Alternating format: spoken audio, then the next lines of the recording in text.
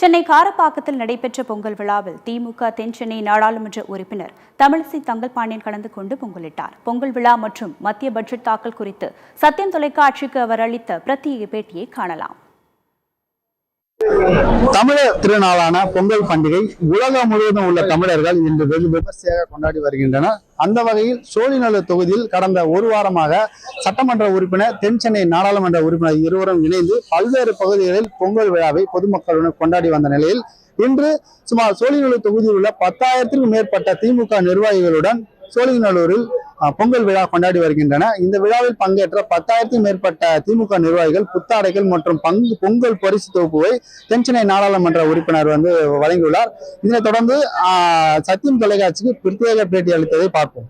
தமிழர் திருநாளாம் தமிழ் புத்தாண்டு வாழ்த்துக்களை தெரிவித்துக் கொள்வதிலே மிகுந்த மகிழ்ச்சி. தமிழ் பண்பாட்டினுடைய திருவிழா இது. தமிழ் பண்பாடு உலகமெங்கிலும் சிறந்து பரவி இருக்கின்றது. இந்த ஆதித்தமிழர் திருநாள் என்பது அதிகாலம் தொட்டு கொண்டாடப்படு வருகின்ற நம்முடைய பாரம்பரியமான பொங்கல் திருவிழா என்பதை மிக உணர்ந்து மகிழ்வோடு இன்றைக்கு இங்கே சோழிங்கநல்லூர் தொகுதியிலே சட்டமன்ற உறுப்பினரோடு இணைந்து கொண்டாடி இருக்கின்றோம். அவருடைய ஏற்பாட்டில் மிக சிறப்பாக இந்த பொங்கல் விழா இன்றைக்கு தொடங்கி இருக்கின்றது. அனைவருக்கும் திராவிட பொங்கல் நல்வாழ்த்துக்கள். பட்ஜெட் பாத்தீங்கன்னா சில தினங்கள் வரப்போகுது. தமிழகத்துக்கு என்ன மாதிரி